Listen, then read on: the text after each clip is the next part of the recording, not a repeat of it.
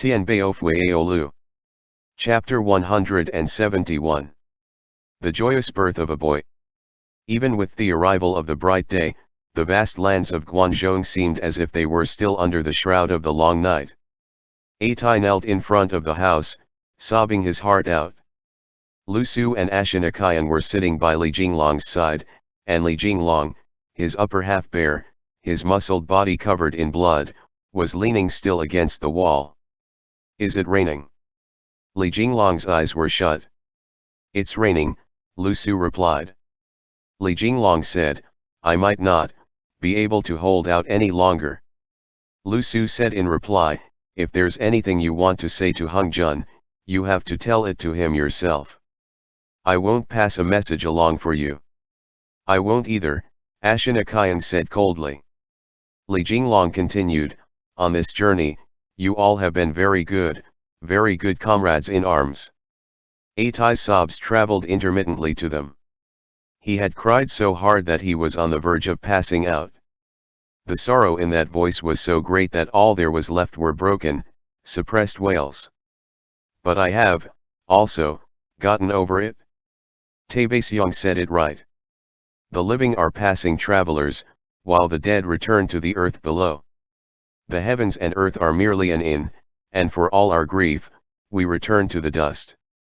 In this vast divine land, with its infinite multitude of life forms, humans are born solely for the sake of suffering. Lu Su and Ashinakayan lifted their heads, looking up to the sky. "My only regret is that I am not able to suffer on behalf of these living beings, to help them make a clean break with life and death, to grow indifferent to the obsessions they had when they were alive and the resentment they felt just before their deaths." Lu Su just so happened to glance at Li Jinglong, only to discover that on Li Jinglong's bare chest, the peacock tattoo was glowing faintly. "Kayan, look," Lu Su immediately said. Ashinakayan turned to look, only to see that Li Jinglong's heart lamp had suddenly seemingly reappeared. Its light was very weak, and accompanied by Atai's sobs, it faded in and out of existence. Li Jinglong's dirt-streaked face seemed to glow with a faint, undulating light as well. It was as if, on the verge of death, he was glowing with the divinity of Dipankara. "Push push. The heads out. Say as I." Deep breaths. "Say as I." Hung Jun shouted, holding Tu Rainduk's hand. "Push hard. Think of Atai. Everyone's still waiting for you." "Ah," Tu Rainduk shouted as she cried. "Ah." There was a dim light in the sky from the sunshine hidden behind the clouds. Atai hugged Tu Rainduk's long whip, his eyes filled with tears, as he looked numbly towards that darkened sky. Accompanied by Tu Rainduk's shout of incessant pain, an infant's loud cry sounded, as brightly as if it was calling back light into this world. It's born." Morrigan almost collapsed on the spot. Hung Jun said, "Where's the scissors, where's the scissors?" "Zhao Zilong." The Carpiao scrambled madly about, calling, "Over here." "Heat them for a bit," Morrigan said. He was completely exhausted. "Where's the medicine?" Here. Hung Jun had already used the extra medicine that the village apothecary had to make a medicine that would stop blood loss. After cutting the placental cord, the woodcutter came in, carrying hot water to bathe the infant in. Tu Rainduk moaned, "Let me see this devil of a nuisance." The Carpiao took the child, and it brought it close for Tu Rainduk to look at, saying, "It's a buck." Everyone. Tu Rainduk, "I like him." Hung Jun thought, infants are so ugly, are they all this ugly when they're first born? He's as wrinkly as a monkey. But he reined in his conscience and said, "He's really like Atai, how cute." "You're telling a bald-faced lie," Tu Rainduk said. "I don't see it at all. How is he so ugly? Heavens! How did I give birth to such a monkey?" Morrigan. Hung Jun immediately consoled her. "After he grows up, he'll look very pretty." Everyone hurried to agree, before then asking if she had come up with a name. Tu Rainduk's expression was one of confusion. Evidently, She hadn't decided on a name yet before she hurriedly gave birth to the son, who was then given the cold shoulder for his ugliness. The infant wouldn't stop crying, and Hung Jun held him, feeling an indescribable surge of happiness. Everyone was covered in sweat, and they lay about in the corners of the room. After Tu Reinduct had finished giving birth, she lay there bonelessly. Finally, Hung Gun laid the child down on the bed and had the Carpio keep him company. "You were probably also like this when you were small," the Carpio said to Hung Jun. Hung Jun and Morajin were slumped up in the corner side by side, and he said exhaustedly, "I was probably even uglier than him." The Carpio reached out a hand and let that infant grab it, and after that infant cried for a while, he stopped. Morajin asked Tu Reinduct, "Do you have any milk?" "Probably," Tu Reinduct said. "Ignore him, let these big and little uncles rest for a bit first." Hung Jun was truly exhausted beyond belief, and as soon as his head touched the ground, he fell asleep. That dream appeared again, leading him into the darkness. In the dream, he was glowing with a brilliant, green light, and the hair at his temples were 1,000 feathers that fluttered in the wind. He was clad in a long robe and a suit of armor, trailing a glimmering train of peacock plumage. His hands clasped in the sigil of Akalanatha, his left hand perched over his right palm, the 4 immortal slaying throwing knives revolving slowly above his left palm. The light of the pentacolor sacred light glimmered forth from his right hand, shining into that dense darkness. Li Jinglong's body was clad in golden armor, he had become Akala, and he held the golden sword of wisdom in his hand, looking unblinkingly into his eyes. "Hung Jun!" A loud shout suddenly startled him awake. Hung Jun had been deeply asleep, and waking in that moment was as if his air had been cut off. There was a faint pain from the depths of his consciousness. Before he had a chance to look around, Morajin yanked on the back of his collar and lifted him to his feet. "There's enemies." "Hung Jun, wake up," the Carpio yelped in shock. Hung Jun reacted swiftly, and before he even saw the situation clearly, he immediately turned and called up the pentacolor sacred light, only to hear a huge boom as the houses collapsed. Luckily, he had managed to block the bricks that were falling down on them. Tu Reinduct ran out, carrying the newly born infant, and she shouted, "Run, quick!" And just like that, without any sort of warning, the entire village collapsed. Sobs and wails immediately filled the air. The grey wolf led Tu Reinduct along, shouting, "I'm leaving this to you." It was right then that the black clouds roiled, and tens of thousands of monsters, like mud being flung up from the ground, bellowed as they charged towards them. "What is this?" Hung Jun murmured. The black clouds billowed, and under the cover of that devil chi, more black chi appeared, forming into the shapes of a vast army. They trampled ruthlessly over the land, and everywhere they went, it was as if countless cavalry were charging at the same time. They immediately flattened everything that they went over. Since the group had Tu Reinduct with them, Hung Jun did not dare to carelessly engage in battle. He called up the pentacolor sacred light in both hands, which engulfed the houses around them. He then yanked them firmly towards the center, and wood and stone came sweeping in, forming a brick wall, blocking the forward charge of that devil cloud. But an even fiercer roar came from the rear of the army, and the devil chi pushed up the dirt of the very ground as if it was a tsunami of earth, changing the path of the river as it moved to engulf everything in front of it. Second day of the 4th month of the 14th year of the Tianbao era. En Lushan and Shi Siming joined their troops and conquered the Tong Pass, sending their troops towards Chang'an. As they headed eastward, nothing could stand in their way. Yang Qiuzhong walked up the mountains in front of the Daming Palace, looking out over the vast lands outside the city of Chang'an. Far distant on the horizon, a vast army seemed to charge out of the black clouds, towards Chang'an.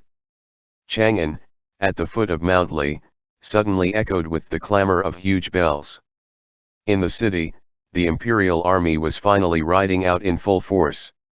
The 6 armies, which made up a total of 40,000 men, were leaving Chang'an behind, lining their soldiers up on the plains outside the city in battle formation.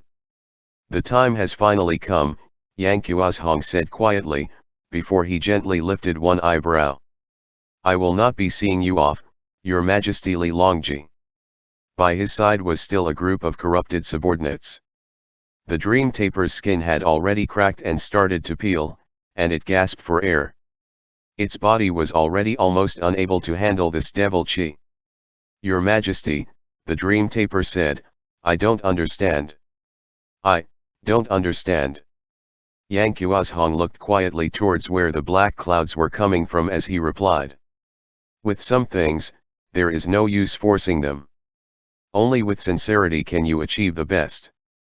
Say, if I were to offer up the lives of all the citizens in Chang'an and the exorcists in exchange, would he accept the offer?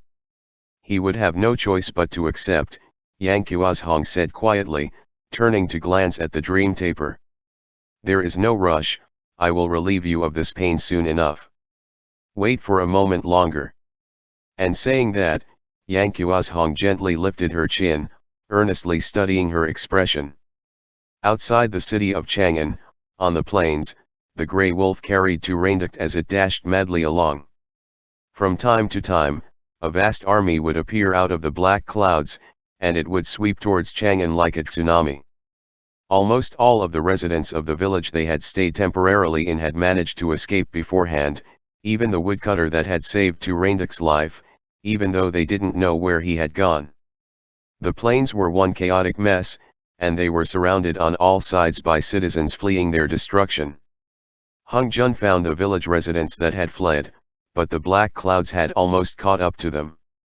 Hung Jun turned to face the dense clouds sweeping over the ground towards them, exclaiming quietly, what is this? The soldiers originally under An Lushan's command had actually been corrupted by the devil chi, and they had been turned into devil soldiers. Each of them was wreathed in black chi and clad in the armor of the rebel army. The grey wolf mused, he's turned his own subordinates into devil soldiers. Hung Jun slowed down, and the citizens dashed past him. He then called up the pentacolor sacred light in his left hand, turning it into a huge shield, while the throwing knives combined into one glaive in his right hand. The grey wolf shouted, hurry and go. Hung Jun. What are you trying to do? You go first. Hung Jun said. Bring Saizai back to Chang'an. The Karpiao shouted, Hung Jun. Hung Jun. The grey wolf knew that if Hung Jun really wanted to escape, he would definitely be able to do so. Tu Reinduct, on the other hand, was still weak from giving birth, and she was carrying an infant in her arms, so they had to get her as quickly as possible to a safe area. With that, it turned and shouted, I'll come right back to get you. The black clouds suddenly scattered and backed up, revealing thousands of horses galloping along. The citizens wailed and shouted as they raced along frantically. Hung Jun sucked in a deep breath, and he wedged his shoulder against the pentacolor sacred light, slamming right into them. He then drew out an arc with it, and the devil troops that crashed upon it like a tide immediately overturned. He was an island in the midst of a turbulent river, a rock that stood firm in the face of an overwhelming tsunami, and the rebel troops' vanguard fled from that powerful force. Who is that? Hu Shen was leading the 6 armies, and he stood atop the Chang'an city walls. When he saw what was unfolding in front of him, he was immediately stunned. They want to invade the city, a captain in the Xinwu army shouted. Do not leave the city, the Crown Prince Li Hung hurried up to the watchtower. The court had already devolved into argumentative disarray, even though it had been no more than 3 days since An Lushan had broken through Tong Pass and marched straight into the Guangzhou region. Geshuhan was currently sending urgent reinforcements from Liangzhou, while Guo Ziyi was leading his troops to Hebei to ambush the allied Ungshi army from behind, specifically Shi Siming's division. At this time, as long as the 6 armies held Chang'an, all they would have to do would be to wait for reinforcements to arrive. Who is that? Li Hung looked into the distance, where one warrior's might was holding out against the thousands of troops that crashed down on him like a wave. Hu Sheng shouted, we must go and support him. Commander who? Li Hong bellowed. No matter who that is, he won't be able to survive. The rebels were like a black tide that swelled over the southeast of Chang'an and the fertile lands of the northwest, each division swiftly forming up. The grey wolf raced along madly for its life in front of the front lines, running faster and faster. The Carpiao looked back and shouted, "We've left them behind." "What are they trying to do?" the grey wolf bared its teeth. "Are they planning to slam right into the city gates? Isn't Lushan insane?" Hung Jun pushed back against the thousands of horses and men, only to feel that they were steadily increasing in number. They pressed down on him like Mount Tai, thousands of jin of an earth-shattering force bearing down on him. "I can't hold out any longer," Hung Jun shouted. "I have to go." He wasn't sure who he was shouting out to either. He was truly fighting a lone battle. The citizens had long since run away, and those that hadn't managed to escape had all been trampled to death under those iron hooves. Those roiling black clouds had actually paused for a moment, evidently gathering its strength, and in this instant it seemed to strike out with all its strength, billowing forward rapidly. "I see you now, devil seed." Hung Jun jerked his head up, panting. Half of a body appeared from within that black cloud, and it sped towards him. But before that devil's palm strike could hit, Hung Jun had already dodged, spreading his arms as he somersaulted up over the charging devil soldiers. He then pointed his foot down and started to fall, once again landing on that corrupted warhorse, and he joined the ranks of the vast army as they charged forward. The area outside the city of Chang'an sank into darkness. The white deer came leaping through the air, leaving behind thousands of glowing motes of light. The grey wolf looked up and howled, and the white deer immediately turned to look at the earth below, exclaiming with happy surprise, "Big wolf!" On the plains, the grey wolf halted. The white deer descended onto the hill, and the two of them turned back into Morajin and Lu Su at the same time. Their eyes met, yet they could not bring themselves to say a single word. Lu Su was half carrying the heavily wounded Li Jinglong, and he panted out, "Where's Hung Jun?" Morajin took Li Jinglong's weight, asking, "What happened to him?" Each of them had asked the other a question, and before they could reply, Atai and Ashinakayang dashed up that hill. If they made it across the slope in front of them, they would arrive at the plains surrounding Chang'an, and after they crossed those, they would reach the moat. But those almost 100,000 strong devil soldiers did not seem as if they were planning to slow at all. They got closer and closer, and the black cloud whistled and roared. At about half a li away, they began to charge towards the hill. Morajin and Lu Su didn't say anything further, instead turning to face the vanguard that was speeding towards them like a wave. Ashinakayang and Atai charged towards them, and the instant that Atai saw Turandukt, he almost fainted dead away. "Turandukt! Stop talking! Go fight this battle!" Turandukt shouted. Atai immediately turned, and he and Ashinakayang turned to face that great army that was bearing down on them. At that moment, Hung Jun snatched a galloping horse and charged up the slope, shouting, "Sorry. I couldn't hold them back any longer." In the blink of an eye, Morajin and Lu Su turned into the grey wolf and the white deer, and they charged down the slope. Countless corrupted soldiers were racing along behind Hung Jun, trampling over the vast lands, the mountains, and the rivers. They thundered along as they charged towards the city of Chang'an. "Where are our reinforcements?" Ashinakayang roared angrily, turning back to look. "Why aren't you sending any troops out to help?" The city walls were already faintly visible in the distance, and the top of it bristled with guards. The outside of the city was filled with residents fleeing this disaster, but the city guards seemed to not have any plans to open the gates at all. Li Jinglong propped himself up, his voice shaking. "Hung Jun? Where's Hung Jun? I heard. Turandukt. Get into the city first." Atai shouted. "If we're going to die, then we'll die together." Turandukt shouted back angrily. "Atai! Hold this fort down, for me." "Atai! End chapter. Tianbao Fu Yao Lu. Chapter 172. Reuniting after a long separation. The grey wolf and white deer turned to face the rebels, and they charged forwards, slamming into the vanguard. They then turned and followed Hung Jun, racing alongside him. Hung Jun grabbed Lu Su's antlers, vaulting onto Lu Su's back instead, and with a long cry, the white deer rose into the air. With several leaps, the grey wolf dashed up to the high ground. Jinglong. Hung Jun held Li Jinglong, whose long, lithe body that had grown wan and starved pressed down on Hung Jun. The heart lamp, Li Jinglong said shakily. Heart lamp. Hung Jun and the rest of the group turned. En Lushan's subordinates had already borne down inexorably on them until they were less than 1,000 steps away, yet the exorcists had no intention of retreating, simply detachedly watching the scene play out in front of their eyes. Mo Rijin pulled out the moon eclipse bow, and he said quietly, "Zenchi, say something."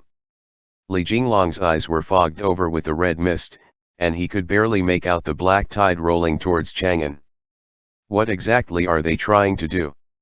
Lu Su asked darkly. None of them felt the joy of a reunion after a long separation, nor did they try to catch up, they simply woodenly watched the scene in front of them.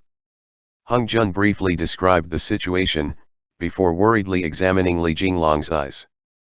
The earth-swallowing beasts, Li Jinglong said after listening to him. They want to use the earth-swallowing beasts to charge right up the city walls. Give us your orders, Zenchi, Mo Rijin said solemnly. Hold out, here. Li Jinglong hugged Hung Jun tight. The group then each turned on their own to face the vast army of devil soldiers. Atai flicked open his godly hurricane fan, Mo Rijin raised the moon eclipse bow, and Lu Su raised his hands into a guard stance, his palms glowing with a bluish-white light. Throwing knives appeared between Ashinakayang's fingers. 500 steps. Hung Jun sucked in a deep breath and called up the pentacolor sacred light. Li Jinglong said, Hung Jun, my heart lamp. The sound of the thousands of men and horses filled the entire world, becoming a thunderous roar in their ears. Li Jinglong was voicing a quiet supplication, yet no one could hear what he was saying any longer. 300 steps, 200, 100, 50. A dragon's cry split the air, and the gloomy haze in the sky was immediately swept away. The icy breath of a dragon shot past them, and everyone let out loud shouts. Qiu Yangxi was riding Xianming as he flew over the battlefield, shouting, I'm here. In that very moment, the black tide swept towards the high ground. Xianming's icy blue dragon's breath swept over the front lines of the entire battlefield, immediately freezing and shattering the devil soldiers at the front of the line. However, from behind them, even more devil troops came swarming towards the exorcists. The blue dragon's breath came sweeping past again in a startling display of strength, and the black tide was instantly turned into ice. Across the vast battlefield, more and more devil troops piled up, melding into each other under the power of that icy dragon's breath. Soon, they formed a huge wall of ice. The wall of ice looked like a glimmering version of the lengthy Great Wall, and it stood right in the way of the vanguard. Even under the might of several forward charges, it did not shift. Then there were several loud booms as the devil troops swarmed thickly over it, trampling over each other, but even then, the wall did not shift back even the slightest bit. Qiu Yangxi landed on the ground and waved his landscape brush. He shouted, I finally caught up. Zenchi. What happened to you? Everyone looked up, only to see that after he had spewed out his dragon's breath, Xianming was now rising into the sky and starting to fly away. Mo Rijin immediately made a decision. Retreat. Go back and guard Chang'an. The wall of ice stopped the devil troops that came crashing into it, but it would not be able to stop the roiling black clouds. En Lushan's voice bellowed at them. Hung Jun had one of Li Jinglong's arms slung across his shoulders, but just as he was about to shout for them to retreat, the devil chi immediately engulfed the battlefield outside the city. Instantly, everything went silent. There was only the quiet sound of Li Jinglong's voice. I am willing, with this sin-ridden body of mine, to atone for all the wrongs I have committed. All I wish for is the heart lamp to return once more. Jinglong. Hung Jun's voice trembled. Right after, Li Jinglong lifted a hand. The light had already left his eyes, and fresh blood spurted from his nose and mouth. His entire body was ridden with wounds, and his upper body was bare, yet a white light began to glow from the area over his heart. That white light grew increasingly hotter, shining through the darkness. Then, a grand divinity appeared behind him, standing tall and proud. The image of Dipankara appeared again, glowing with a blinding brilliance. Li Jinglong's left palm stood upright, while his right palm was flat, and the seal of the lamp appeared in front of his body. In that instant, a beam of warm, white light broke through the dark of the night, and An Lushan let out a wild, pained bellow. The black clouds swiftly retreated, until they were behind a huge wall of ice. Jinglong!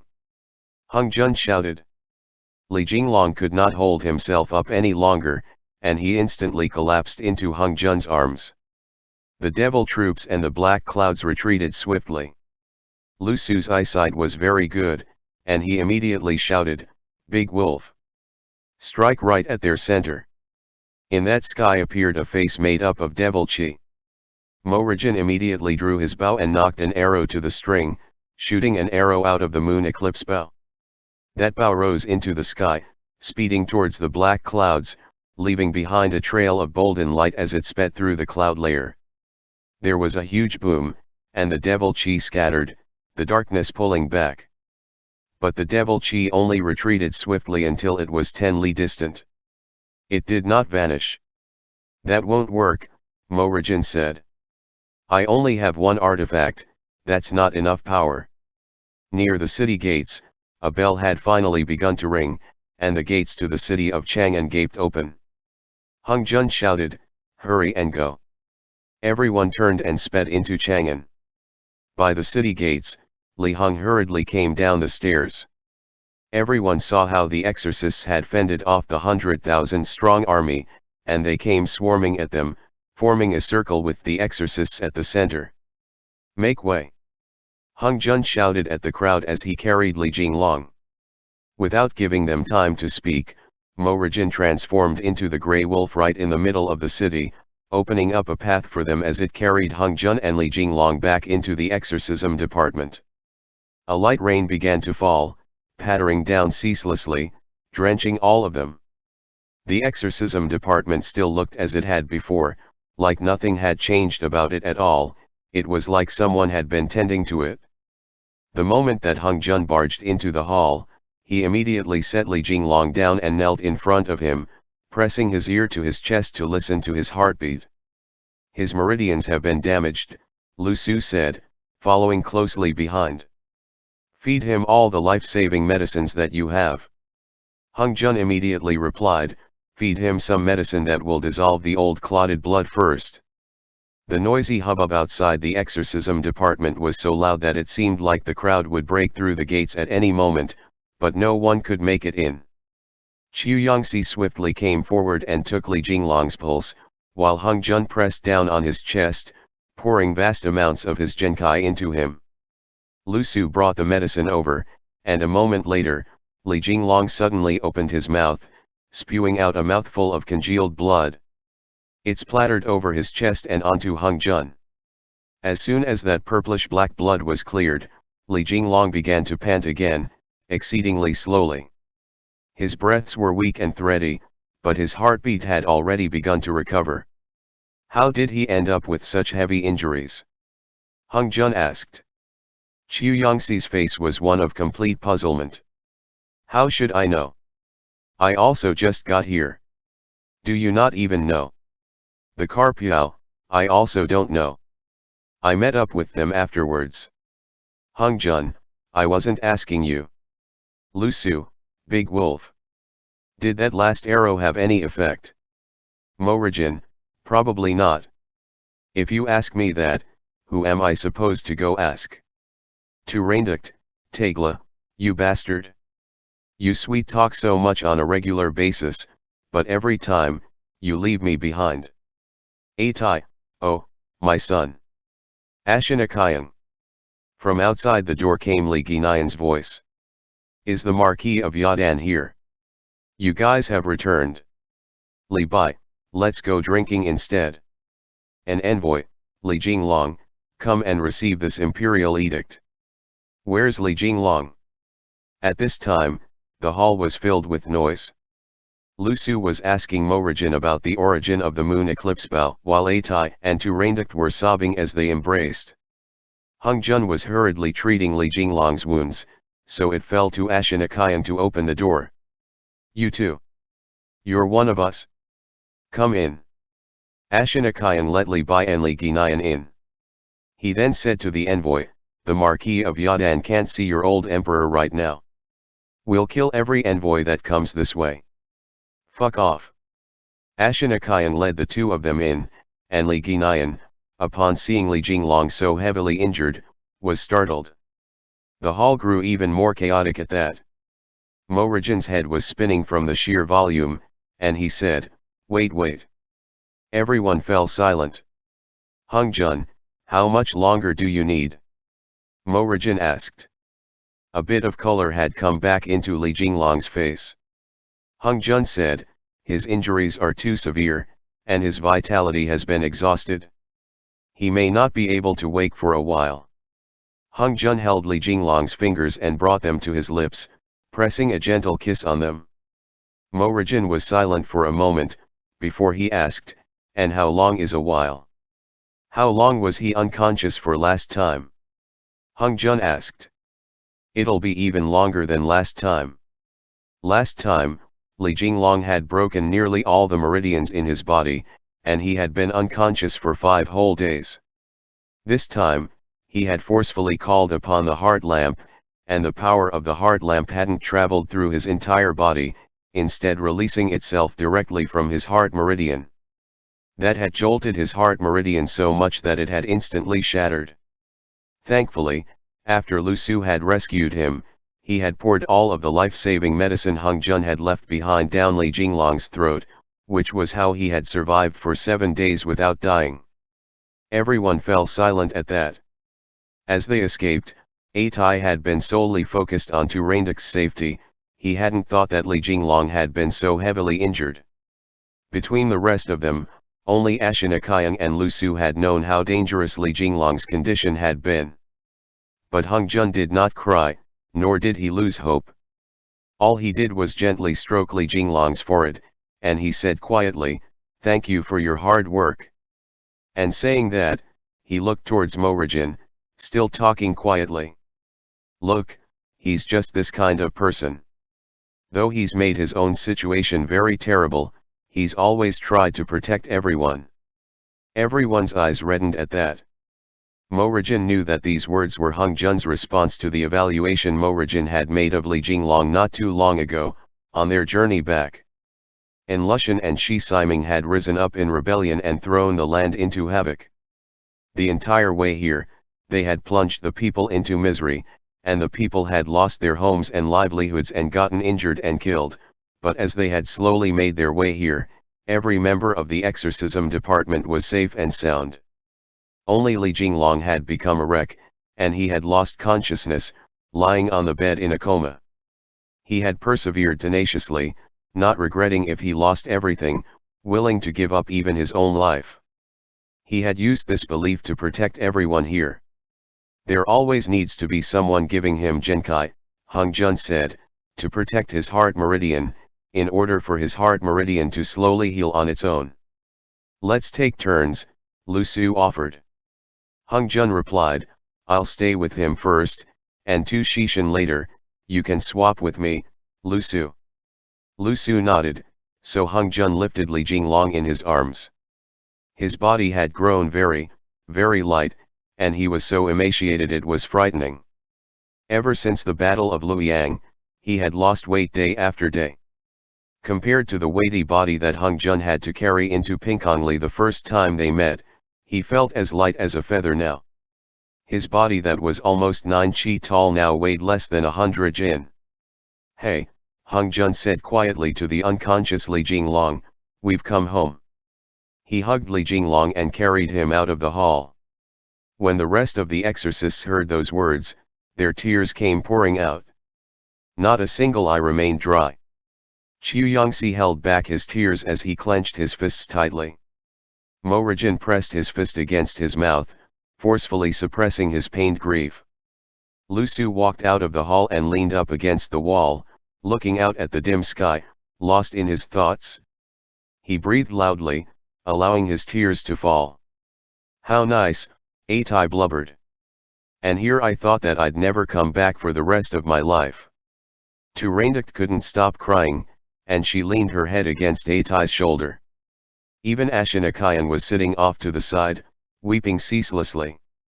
"The wind blows strongly, and the monkeys cry sorrowfully," Li Ginayan sang. "Birds circle above the clear waters and white sands of the riverbank." For a time, each of them shed their own tears.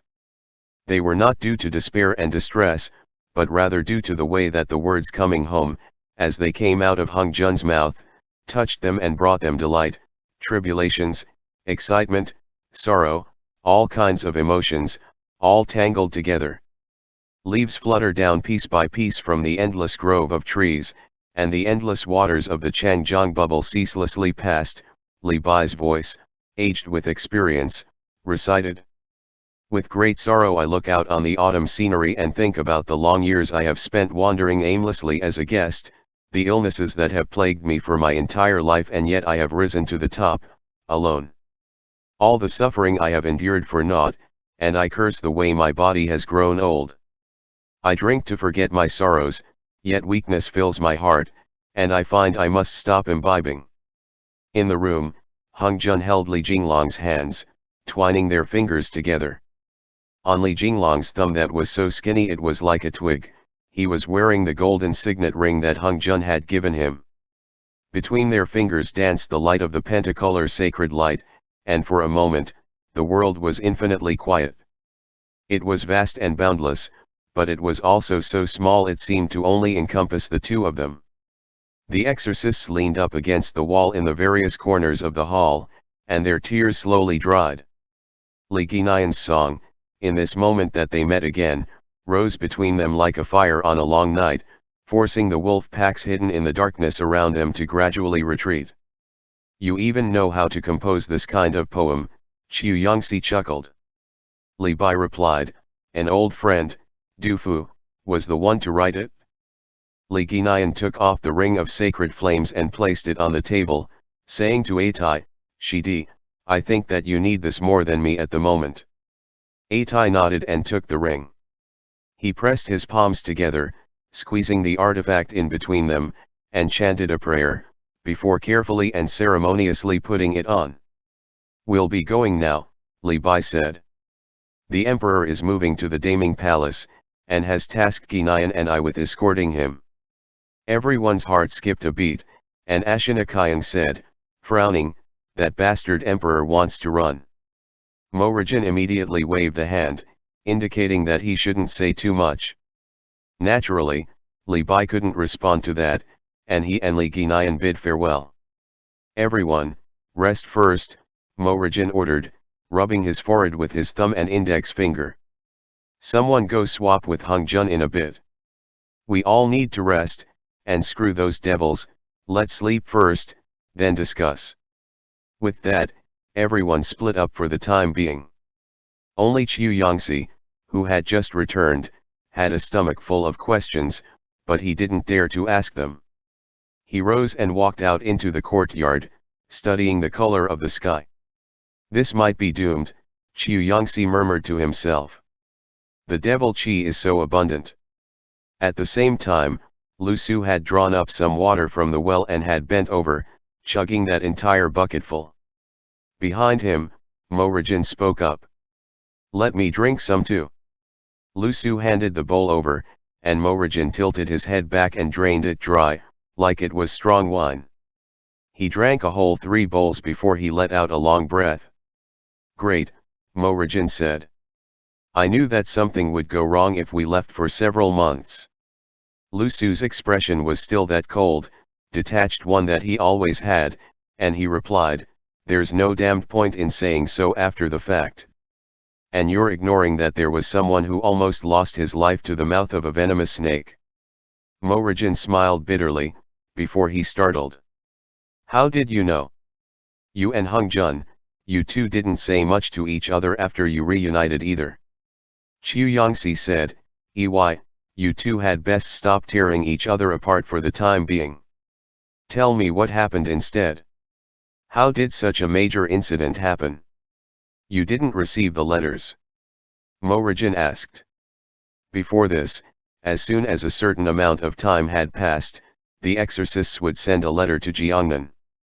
In the beginning, the letters that Qiu Yangxi read were normal, but when they got to Luoyang, something happened.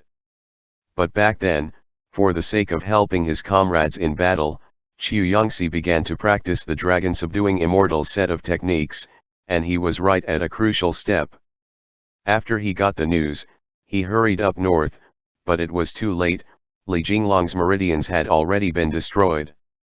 Qiu Yangxi had used all his might to hurry to Chang'an, and as soon as he saw that something was wrong, he immediately used his dragon scale and called on Xianming, thus helping Chang'an dodge this danger for the time being.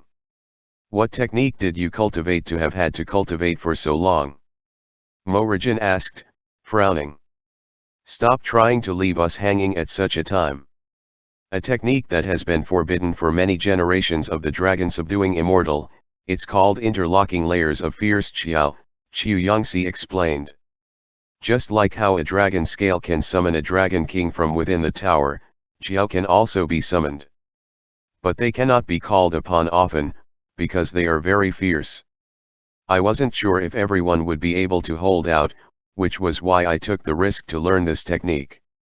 After hearing this, the lines on Morrigan's forehead smoothed out a little. If this was truly the case, not all hope had been lost yet for this battle. End chapter.